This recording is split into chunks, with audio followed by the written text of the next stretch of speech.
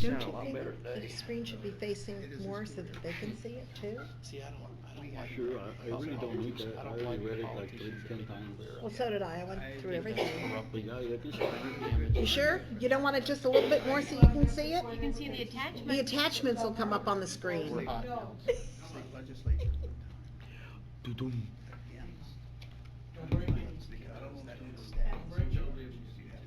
We've got it on our screen. Yeah, we have all the downloads on our screens.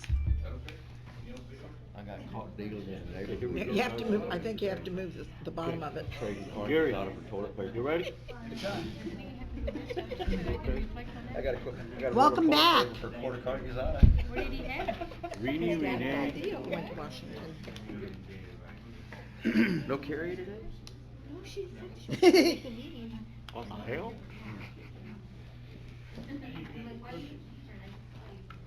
He told Good job, Myron. We got caught dealing. I traded Y'all just have to be a little sideways to look at it. But I mean, they couldn't even see it.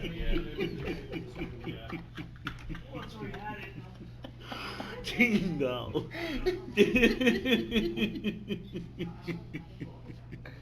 Oh, I'm getting dizzy. Yeah, it's what you call lack of oxygen in your blood. The audio's on. Carrie's not coming. I don't know why. They just said Carrie's not coming. Clean this one up. Okay, here we go, guys. Go ahead, Gary.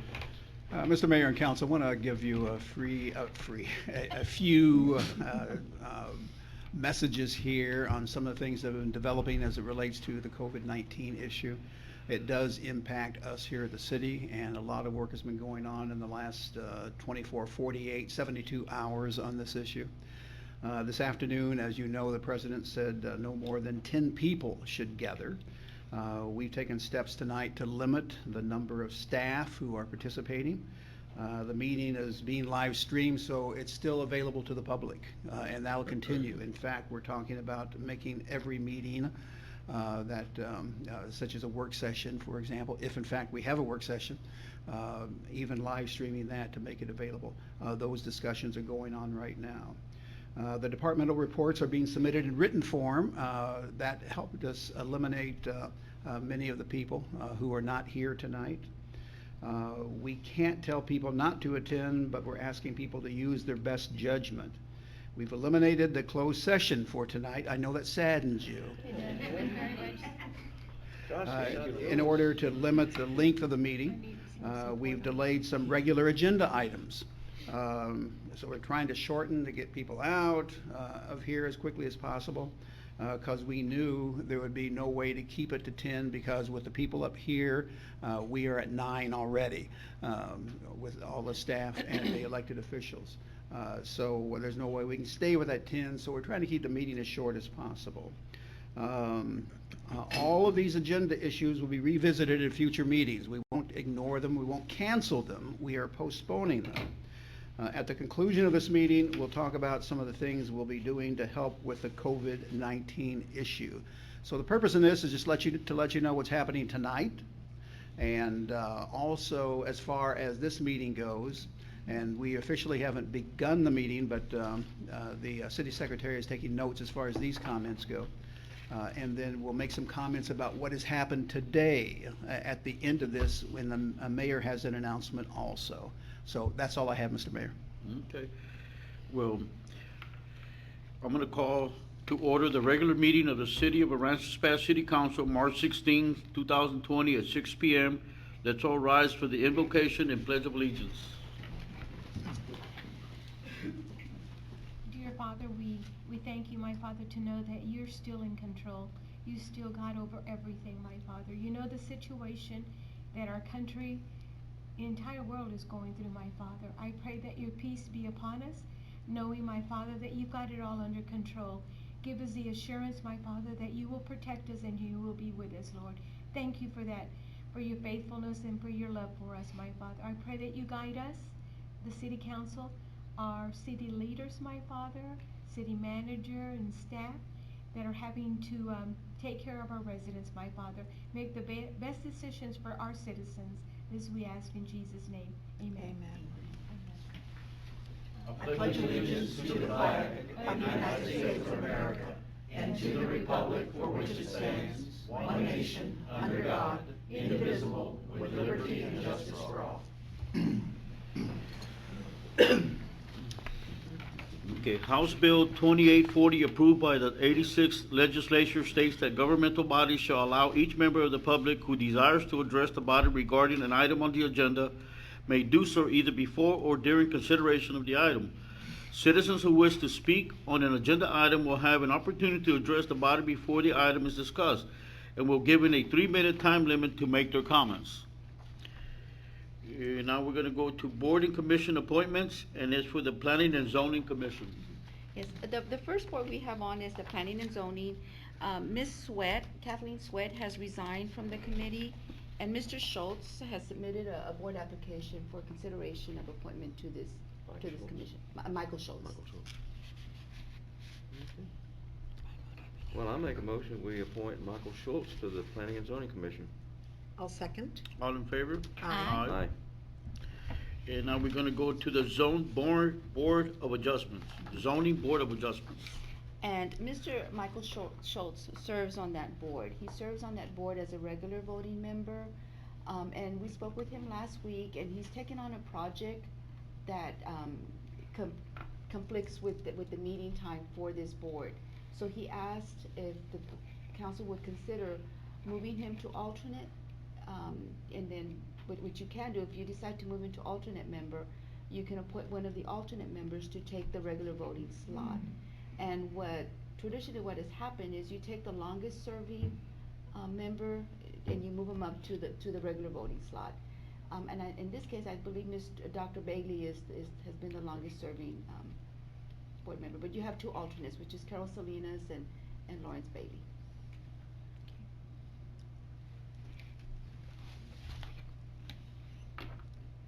Well, I'll make a motion that we move Dr. Bailey up to the board position and move Mr. Schultz down to an alternate on the Zoning Board of Adjustments. Second. All in favor? Aye. Now we're gonna go to the consent agenda. All of the following items on the consent agenda are considered to be routine by the city council and will be enacted with one motion. There will be no separate discussion of this item unless the council members so request. If discussion is desired, that item will be removed from the consent agenda and will be considered separately. I make a motion, we approve the consent agenda. Second? All in favor? Aye. And now we're gonna go to the city manager, which is consider enacting and approving change order number 1 to the contract with Argio Yes. Roofing and Construction for the roof repairs at the City Hall, Police Department, Fire Department, and Municipal Court for an amount not to exceed $32,274.10. Yes. Mr. Mayor and Council, this is one of the issues that we really need to act on tonight, and because of that, we did not eliminate it. But the bids for the roof project, they were opened back in July. The lowest and qualified bidder was Argio. Notice to proceed was issued on January 27th. And the reason we're here, there was so much time between the bid opening and the notice to proceed that because FEMA was disputing the extent of the damage to the roof and the need to replace it. This took several months for FEMA to agree with city staff and the engineers, and it was a lengthy discussion about the extent of damages caused by Hurricane Harvey, and the time delay created the $5,755.82 cost. The original, and this is interesting, the original architectural plans from 1991 called for rooftop unit curved structural supports for the AC units. The RFP bid was created under the assumption that the original plans were followed. The contractor discovered that the AC units did not have the structural support as the original design called for. Without the structural support, it would not meet the windstorm units, would not meet the windstorm requirements, and the units could be blown away during a storm. We're now having to correct a problem from years ago. This will increase the cost of an additional $26,518.26, and the contractor will need an additional 38 calendar days to complete the project. FEMA will reimburse us 90%, we carry 10%. Again, this is, for the most part, the biggest part is correcting a problem from years past.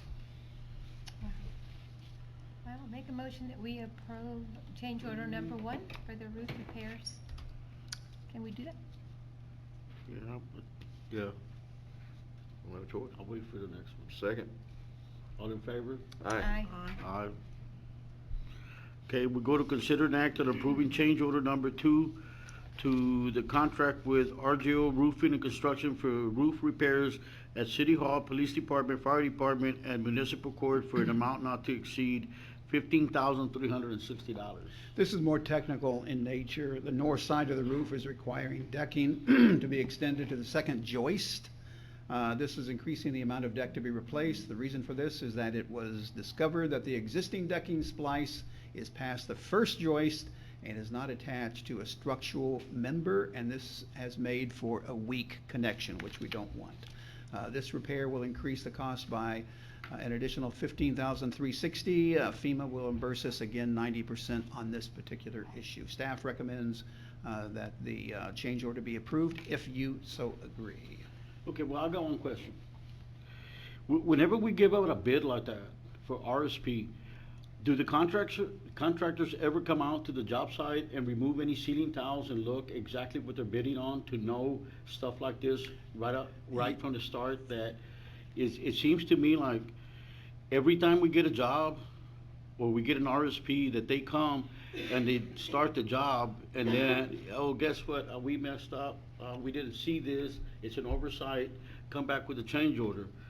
In the future, can we really try to get the contractors to come out and actually look at the job to make sure that we don't get change orders like this? Like, for instance, that one right there, if you could have removed the ceiling tiles, you would actually be able to visually look and see if that was already set, versus just getting the plans or getting this piece of paper and actually just, it's okay, we can just do a change order, it don't make no difference.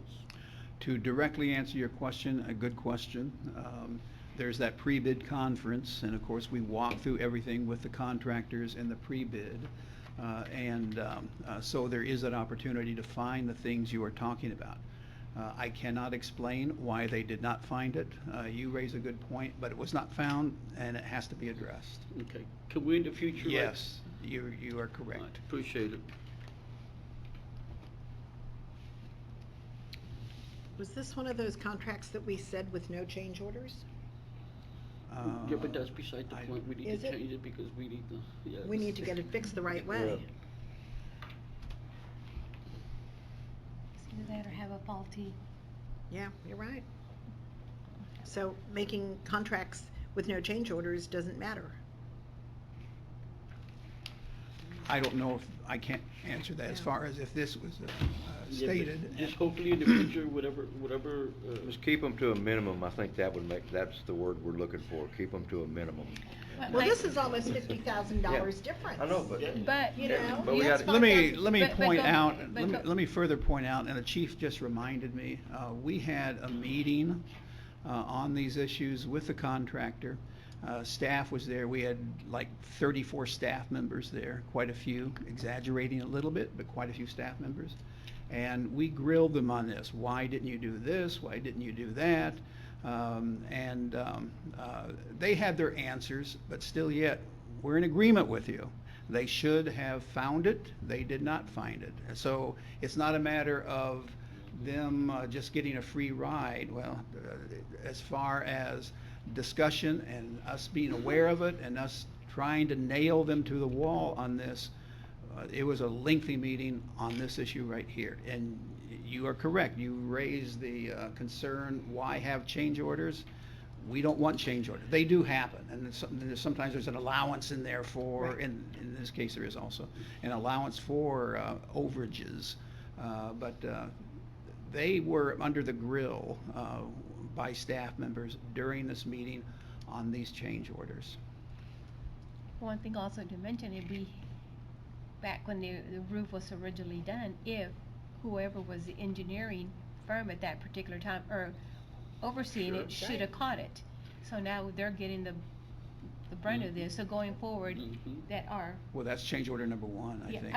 I'm just Yeah. going back to, And we can guess whoever what the is engineering company it approving probably their was and work. let all this Yeah. stuff Make go. sure Yeah, double let's check. just make it aware that they really need correct. to really look at the job the next time.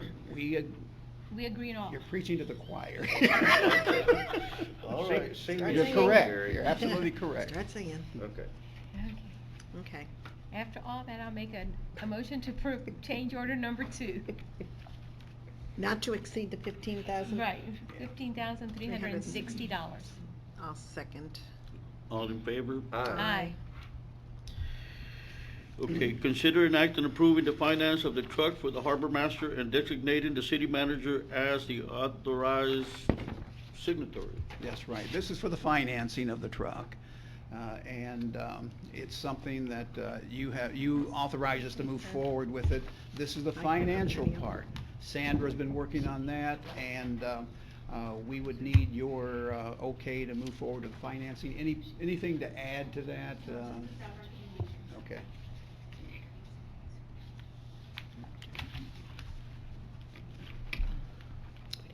Well, I make a motion, we approve the financing of the truck for the harbor master and designating the city manager as the authorized signatory. I'll second. All in favor? Aye. Aye. Now we go to the monthly municipal court report, February 2020. And you have it in writing, Thank you. Okay. paper report. Perfect. Okay, okay.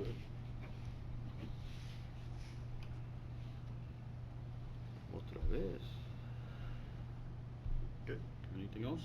No, on that one, that's it. Thank you. We're gonna go to community enrichment. It's considered an act of insurance and request for proposals for the 2020 Independence Celebration fireworks display to be held at Community Park. So this is asking you all for permission to start the RFP process with advertising and posting the Mhm. bids and That's then what you accepting did. those. And then again, when we do receive those, we'll bring that before you again. So it's just permission to start the bid process, the RFP. Okay, make a motion that we give you permission to go out for the RFP for fireworks. I'll second. All in favor? Aye. Consider an act on request from Aransas Pass Project graduation for the use of the Aquatic Center on May 29, 2020, a monetary donation of $5,000, table 11/4/2019. We're asking to delay this, if the council agrees with that. Okay. If that's okay with you. Mhm. Okay. Perfect. Okay, then we're gonna go to monthly community enrichment report, February 2020. And it's submitted in writing, and the reason, let me just add, the reason that Sarah's here, I'm gonna call on her later when I make some comments on the COVID-19 issue, as it relates to the Civic Center, very relevant to that whole issue of the COVID Center. So that's the reason she's here, so, but didn't wanna, the others are in written report, so I wanted to be consistent.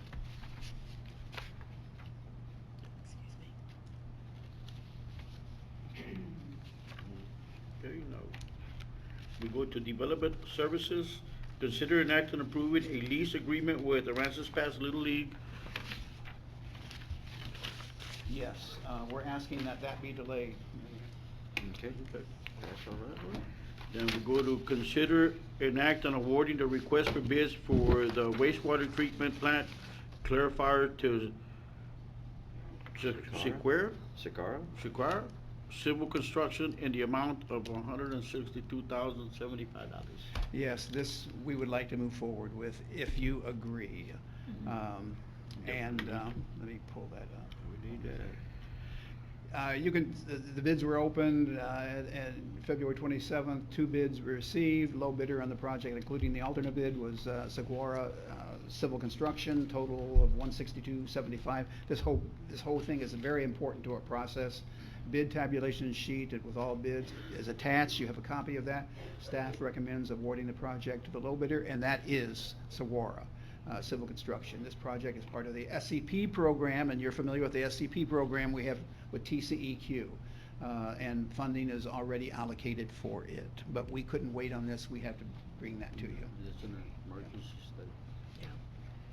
Well, I make a motion that we approve the wastewater treatment plant clarifier to Sequoia Civil Construction in the amount of $162,075. Second. All in favor? Aye. Consider an act on approving the 2019-2020 road projects. We're going to bring that back to you. In fact, all the rest of the items under 9, we're asking that be delayed for a future meeting, if the council agrees. Okay. I'm good with that. Let's go to the monthly financial report, February 2020.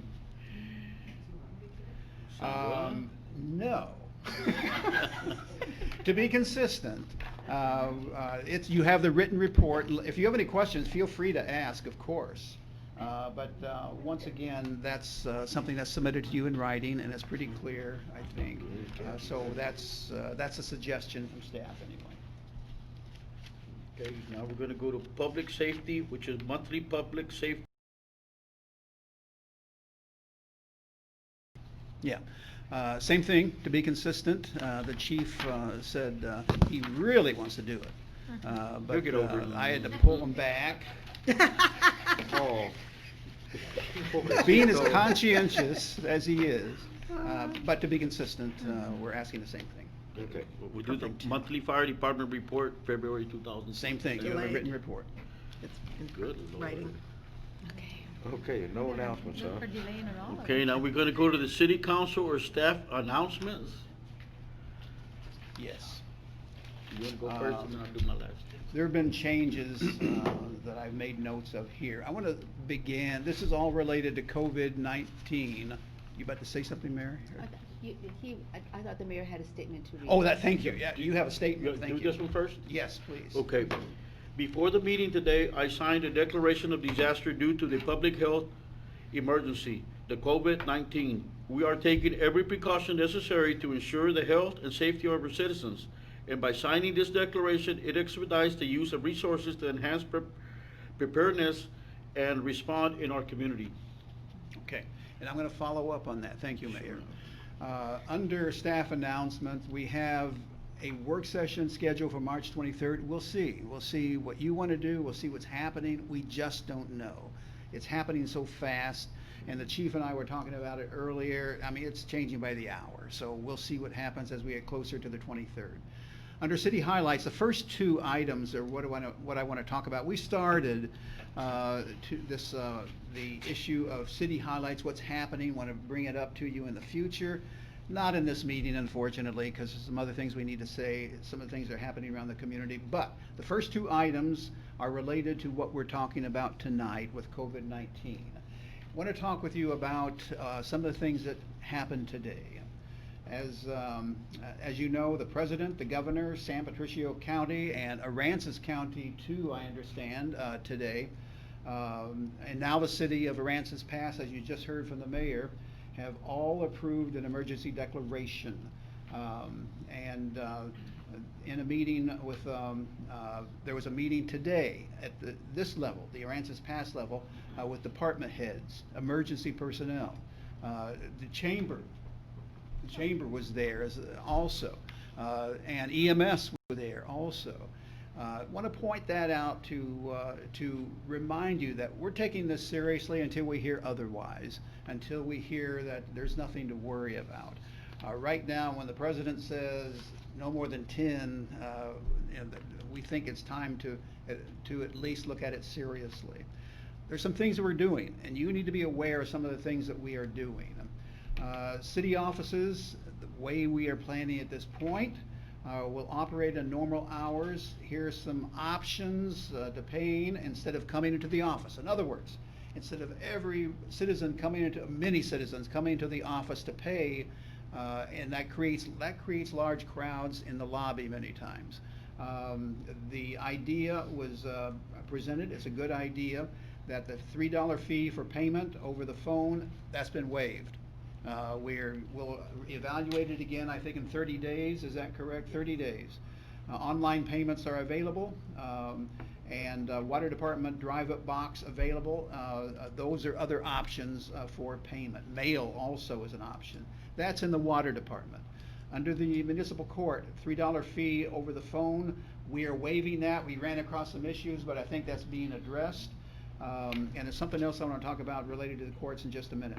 And also mail is a possibility for municipal court. Under building departments, $3 fee for payment over the phone, that's been waived.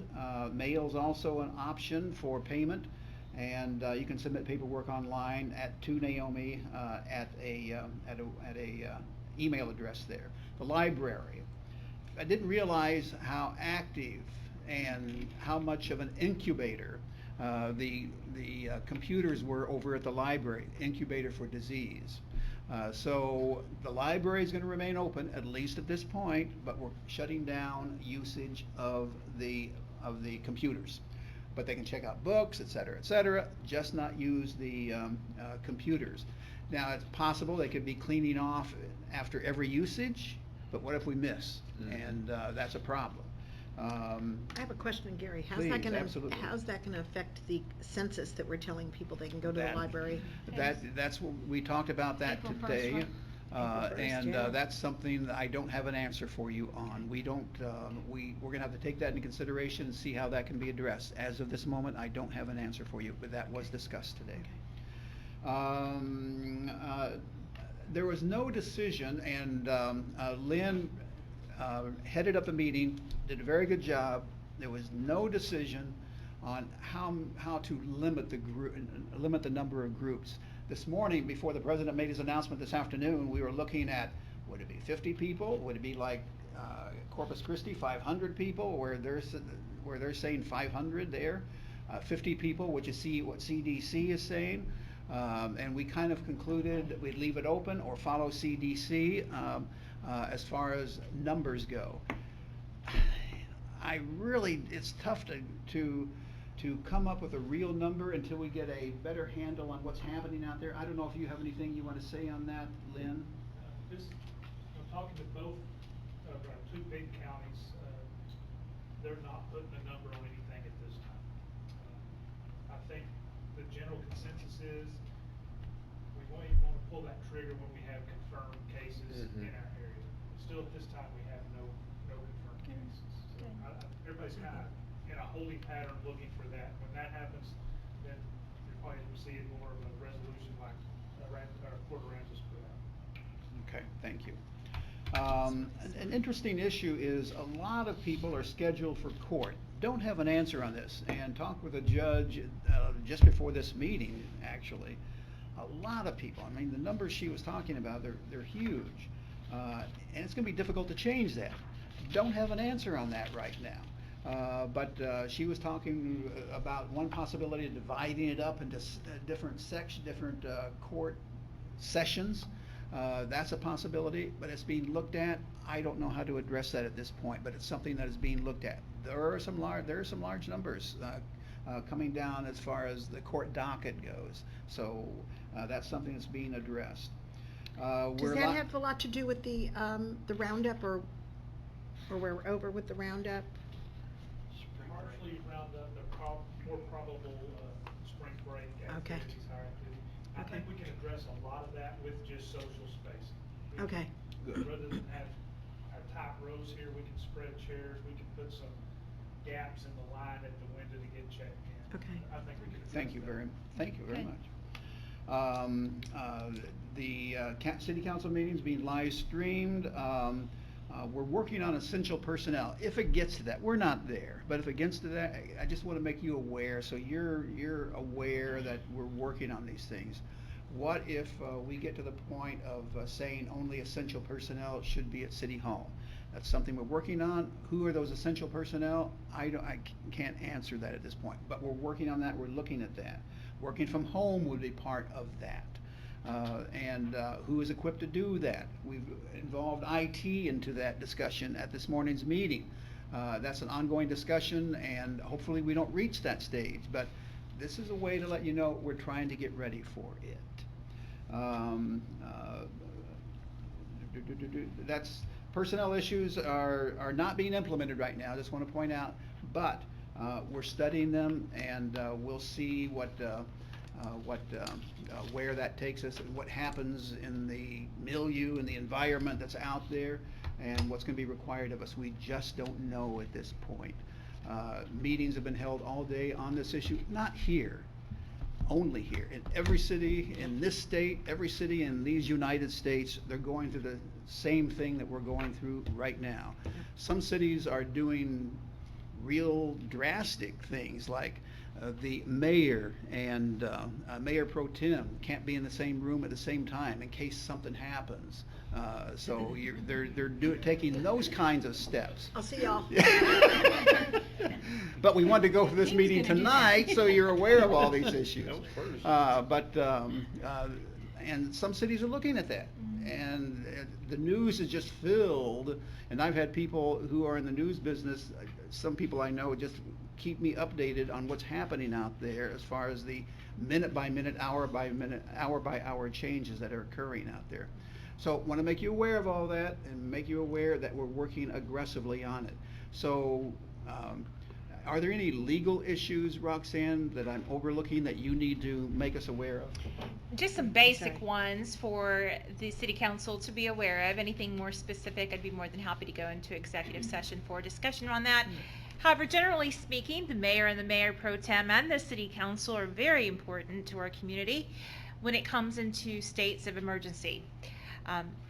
The mayor has full authority on his own to declare a local disaster. That declaration is good for 7 days. An extension of that disaster would require the governing body. So we would have to have a majority of the governing body here, or quorum of the body here, to be able to vote on that extension. With that said, I really ask each of you to please invoke social distancing and remember that you should not only recognize yourself as an individual with family, but obviously your responsibilities to the entire community as it comes to passing ordinances, receiving public funding, receiving emergency grants, that kind of thing that comes down. So this past legislative session, it used to be that we had to post an emergency meeting for the city council with a 2-hour notice. Now it's a 1-hour notice. So I'm going to ask that our council members remain nearby for those emergency meetings. You'll have 1-hour notice to hopefully get back to us and be present for a vote. As we talk about how we're not in extreme emergent measures, one of the reasons why we have declared the state of local disaster due to a public health is for any federal funding to come down. So as we incur any issues in our municipality involving loss of revenue or loss of funding of somehow, we at least have the emergency disaster declared for those to be reimbursed, hopefully in the future. So we certainly must use common sense. I am also going to ask, as you always do, one of the great things about being the city attorney is I call any of you and you immediately answer. I call my husband and he never answers. But I can call you and you'll answer, which is awesome. So please make sure that you answer or immediately get back to any phone calls from your city administration, which of course includes the city manager, the city secretary, the city attorney, and your police chief. If we're contacting you, obviously we're contacting you for important reasons, and we ask that you keep that in mind. With that said, in the future, if we need to declare any emergent ordinances and we need the governing body to do that, I have been trained as a city attorney who's been through several disasters of her own as a city attorney to prepare any ordinances or resolutions that may be necessary. So I am a part of your team. Thank you for giving me that privilege. And I'm on standby while I may be in San Antonio or another city. I am available 24/7.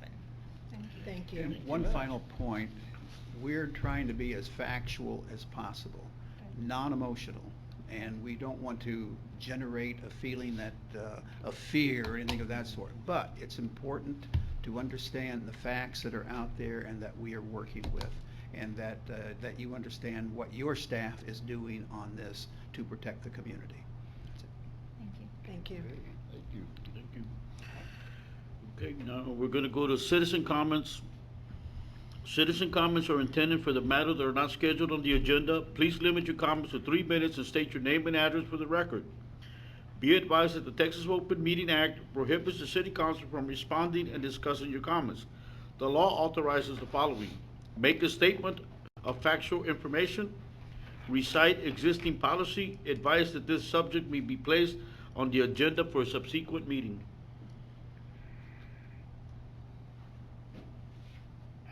suggestion, but I'm gonna keep it myself, because Sandra's sitting too close to me. Okay. Okay. Good thinking. Anybody else? Just from what we're getting reports from, you know, the hotel side and Step up. official from the company, for Wyndham, and then they're giving us new, regulations on what we should be doing, so like, I'm just getting up to date on it as well. They've told us to like cut off breakfast and stuff too, that's gotta come to a minimal. We just heard about the ban, or not ban, the recommendation for 15 days at home and, 10 people, so that recommendation, even the hotels are taking consideration as well too. So I know that they won't be looking at locally, they're gonna be looking at a broader spectrum to do it across the nation, so I'm not really sure what's gonna happen.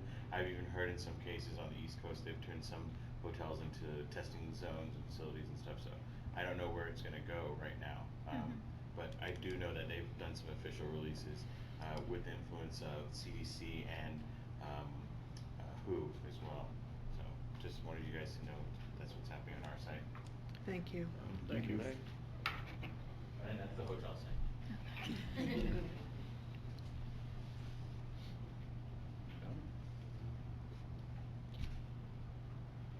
Well, I'll make a motion, we adjourn this meeting.